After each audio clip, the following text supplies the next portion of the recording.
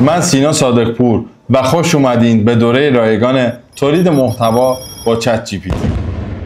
تا الان هر چیزی که برای مکالمه با چت جی پی تی نیاز بود و یاد گرفتی، ولی به صورت سطحی. الان وقتش حرفه‌ای‌تر بشی. میخوام روی بالا بردن کیفیت و دقت خروجی‌هات با تکنیک‌هایی که حرفه‌ای‌ها کار میکنن کار کنی. نمیخوام خروجی‌های کلیشه‌ای داشته باشی. اولیش فرق کسی که از چت جی پی تی استفاده میکنه با کسی که از چت جی پی تی درست استفاده میکنه فقط یه پرامپت حرفه‌ایه. آماتور میگه یه کپشن بده برای فروش کیفم. حرفه‌ای میگه یه کپشن 4 خطی برای پیج فروش کیف چرم که محتوا درباره لویی ویتون است و لحن زنونه صمیمی باشه و لوکس. راستی دعوت به خرید برام خیلی مهمه. مرحله دوم، الان باید یاد بگیری برای چت جی پی تی یه نقش بدی تا خروجیاتو بهتر کنی. باید بهش بگی کیه و قراره چه نقشی بازی کنه تا با خروجیات حال کنی.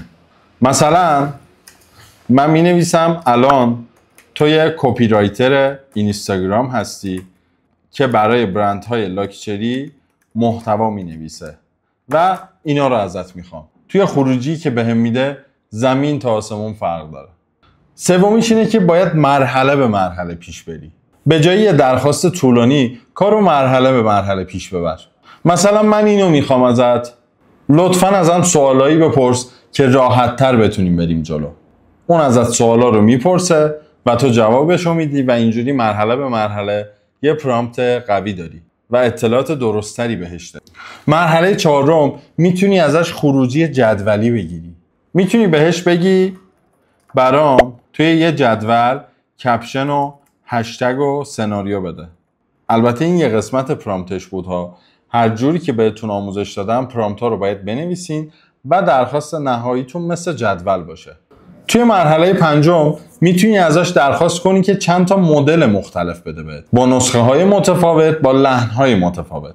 الان دیگه بلدی چطوری با چت جی پی تی حرفه‌ای رفتار کنی. البته این فقط متن نبودا، بذار بهت نشون بدم که چجوری میتونی حرفه‌ای تر رفتار کنی باهاش و چقدر میتونه توی نوشتن بهت کمک کنه. قسمت بعدی درباره کمکش تو تولید ویدیوها هست. از دستش نده.